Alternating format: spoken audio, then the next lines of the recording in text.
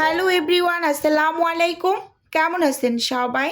আশা করি আল্লাহ তাআলার অশেষ রহমতে সবাই খুব ভালো আছেন। আলহামদুলিল্লাহ, আমিও ভালো আছি।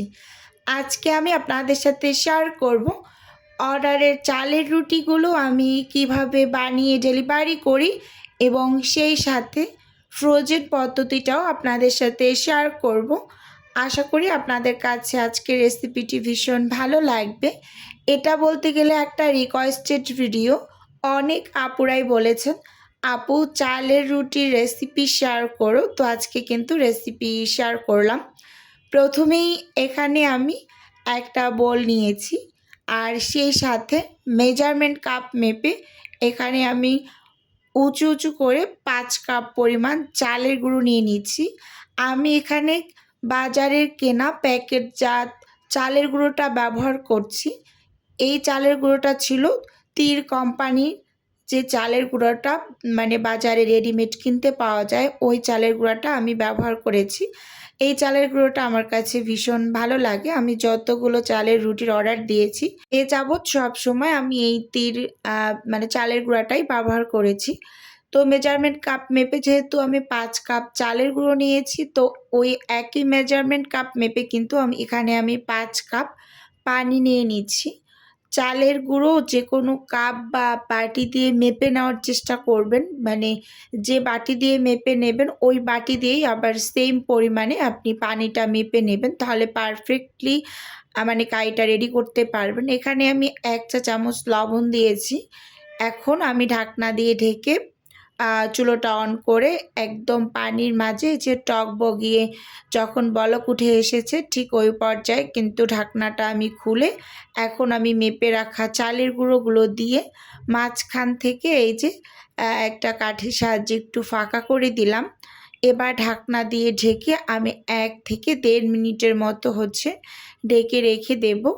1 থেকে 1.5 মিনিট পর আমি ঢাকনা খুলে কিন্তু খুব সুন্দরভাবে কাইটা রেডি করে নেব। আর অবশ্যই এটা কিন্তু মোস্ট ইম্পর্টেন্ট, আপনাকে 1 থেকে 1.5 মিনিটের মতো অবশ্যই এই যে এরকম ঢাকনা দিয়ে ঢেকে রেখে দিতে হবে। যখনই এরকম একদম টকবগিয়ে ফুটে উঠবে ঠিক ওই পর্যায়ে খুব সুন্দরভাবে নেড়ে চেড়ে কাইটা রেডি করে নিতে হবে। কোথাও কোনো অংশ যাতে বাদ না পড়ে সেদিকে অবশ্যই লক্ষ্য রাখতে হবে।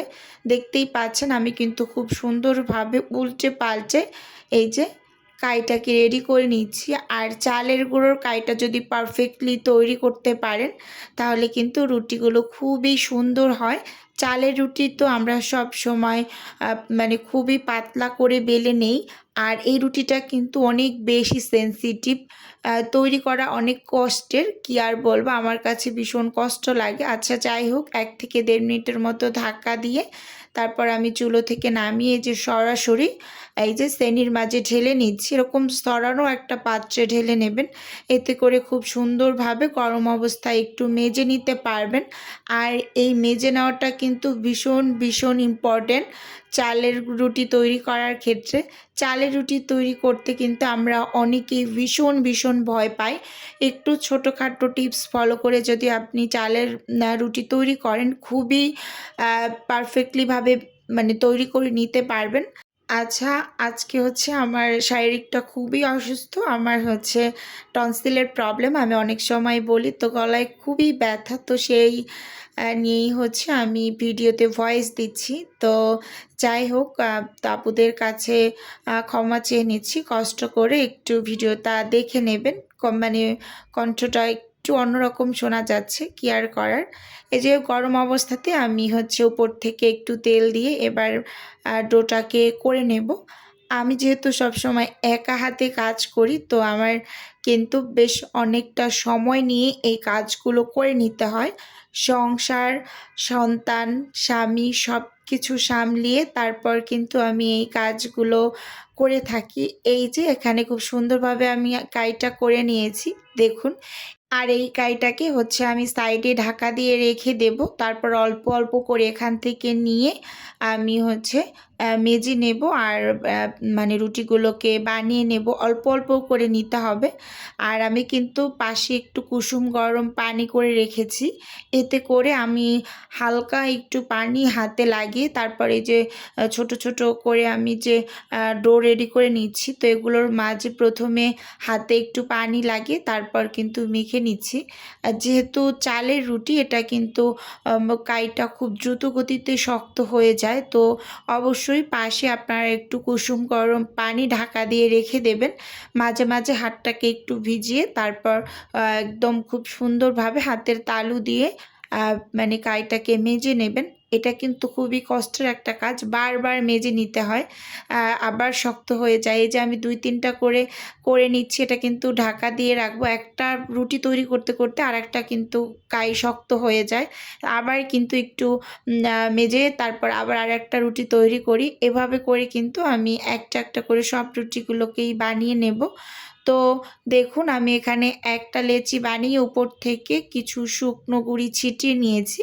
এবার আমি রুটিগুলোকে বানিয়ে নিচ্ছি। আর আমি সব সময় একেবারে পাতলা করে চালের রুটি তৈরি করি, মানে কাগজের পিসটার মতো হয় না যে মানে পেপার যেরকম পাতলা হয়, ঠিক ওই রকম করে আমি চালের রুটি বানাই। অনেক সময় লাগে আমার চালের রুটি তৈরি করতে।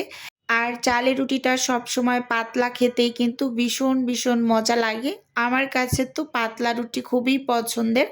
তো একেবারে পাতলা করে আমি এখানে এই যে রুটিটা বেলে নিয়েছি। তো দেখুন, এভাবে এক এক করে কিন্তু আমি সব রুটিগুলোকেই বেলে নেব। স্কিনে ভালোভাবে লক্ষ্য করলেই বুঝতে পারবেন যে কতটা পাতলা করে আমি রুটিটা বেলেছি। হাতে নিলে হাতের এপাশ থেকে ওপাশ কিন্তু দেখা যায়, এরকম একটা ব্যাপার। তো এখন এই যে দেখুন, আমি অনেকগুলো রুটি বেলে নিয়েছি এরকম করে। খুবই সুন্দর হয়েছে এই রুটিগুলো, ভালোভাবে লক্ষ্য করলে বুঝতে পারবেন। তো বাকি যেগুলো ছিল সেগুলো কিন্তু আমি অফ ক্যামেরায় এই যে খুব সুন্দরভাবে বেলে তারপর এখানে রেখে দিয়েছি। তো এগুলো হচ্ছে আমি ফ্রোজেন করে নেব। আর বাকি যেগুলো আমি আগে বানিয়েছিলাম ওগুলো এখন হচ্ছে আমি এই যে সেঁকে নিচ্ছি। চুলোতে আমি একটা প্যান বসিয়ে দিয়েছি আর চুলোর আঁচটাকে মিডিয়ামে রেখে কিন্তু আমি রুটিগুলোকে এপিট ওপিট করে ছেঁকে নেব। তো ভিডিওর এই পর্যায়ে এসে ছোট্ট করে নিজের বিজনেসের একটু প্রচার করছি। আপনারা তো অনেকেই জানেন যে আমার ছোট্ট একটা ফ্রোজেন আইটেমের বিজনেস আছে। যদি কেউ কোনো টাইপের ফ্রোজেন খাবার অর্ডার করতে চান তাহলে স্ক্রিনে দেওয়া হোয়াটসঅ্যাপ নাম্বারে নক দিলেই কিন্তু আমি A to Z বলে দেব। আর যদি কেউ অর্ডারটি সরাসরি কনফার্ম করতে চান তাহলে স্ক্রিনে দেওয়া হোয়াটসঅ্যাপ নাম্বারে কল করে সরাসরি অর্ডারটি কনফার্ম করতে পারেন। শুধুমাত্র ঢাকা সিটির মাঝেই কিন্তু মানে হোম ডেলিভারি করা হয়, মানে ক্যাশ অন ডেলিভারি যেটাকে বলে। তো চালের রুটির ক্ষেত্রে কিন্তু আপনাকে অবশ্যই অগ্রিম অর্ডার করতে হবে, মানে 2 দিন সময় হাতে রেখে অগ্রিম অর্ডার করতে হবে। অনেকে 100-150 পিস রুটি অর্ডার করেন, অবশ্যই আপনাকে 2 দিন আগে অর্ডার কনফার্ম করতে হবে, না হয় কিন্তু আপনাকে আপনার সময় মতো ডেলিভারি করতে পারবো না। তো এর জন্য আমি একটু ভিডিওতে ক্লিয়ার করে বলে দিলাম। তো অনেকেই ফোন করে ইনস্ট্যান্ট ডেলিভারি চান, মানে সকালে ফোন করে আপনি রাতের জন্য চান, তো সেটা কিন্তু আসলে চালের রুটির ক্ষেত্রে তো একেবারেই ইম্পসিবল, কারণ এটা সময় নিয়ে তৈরি করতে হয় আর অনেকটা সময়ের ব্যাপার কিন্তু। আচ্ছা, যাই হোক, তো দেখতেই পাচ্ছেন আমি খুব সুন্দরভাবে কিন্তু রুটিগুলোকে হালকা করে এপিট ওপিট করে ছেঁকে নিচ্ছি। আজকে আমার হচ্ছে এই আন্টির 20 পিস চালের রুটির অর্ডার আছে এবং আরেকটা আন্টির 20 পিস চালের রুটির অর্ডার আছে। তো এই আন্টিরটা আমি ভেজে ডেলিভারি করছি আর আরেকটা আন্টিরটা আমি ফ্রোজেন করে ডেলিভারি করব। তো উনি ফ্রোজেন করে ডেলিভারি করতে বলেছেন। তো ভেজে নেওয়ার পর আমি খুব সুন্দরভাবে ঠান্ডা করে তারপর এই যে জিপলকের ভিতরে একসাথে আমি 20 পিস দিয়ে দিলাম। তো দেখুন, এখানে কিন্তু আমি একসাথেই 20 পিস একদম প্যাকেট করে নিয়েছি আর খুবই সুন্দর হয়েছে রুটিগুলো। আর বাকি যেগুলো ছিল মানে ফ্রোজেন করেছি আমি, সেটা কিন্তু হালকা করে আমি একটু ছেঁকে নিয়েছি, একেবারে জাস্ট 2 সেকেন্ড রেখেছি। এপিঠ 2 সেকেন্ড, অপর পিস 2 সেকেন্ড করে ছেঁকে তারপর ঠান্ডা করে একটার উপর একটা পলি শিট দিয়ে খুব সুন্দরভাবে আমি হচ্ছে প্যাকেট করে স্টাপলার করে এখন আমি ডিপে ঢুকিয়ে রাখবো আর এটা আমি ডেলিভারি করে দেবো। এই যে দেখুন, এটা কিন্তু আমি ফ্রোজেন করার জন্য আগে ডিপ ফ্রিজে দেবো, তারপর ডেলিভারি কমপ্লিট করব। আমার কিন্তু আজকে ডেলিভারি গিয়েছে 20 পিস চালের রুটি আর এই 20 পিস আমি আগে ফ্রোজেন করব, তারপর ডেলিভারি করব। আর আজকে যে খাবারগুলো আমার ডেলিভারিতে গিয়েছে সেগুলো ছিল এই যে 20 পিস এখানে চালের রুটি, এটা ভাজা, আর ছিল আলু পুরি 15 পিস, 30 পিস ডাল পুরি। তো আজকের ভিডিও বন্ধুরা ওভারঅল আপনাদের কাছে কেমন লেগেছে চাইলে ছোট্ট একটা কমেন্টস করে আমাকে জানাতে পারেন। তো আজকে এখান থেকেই বিদায় নিচ্ছি, দেখা হবে নতুন কোনো ভিডিওতে।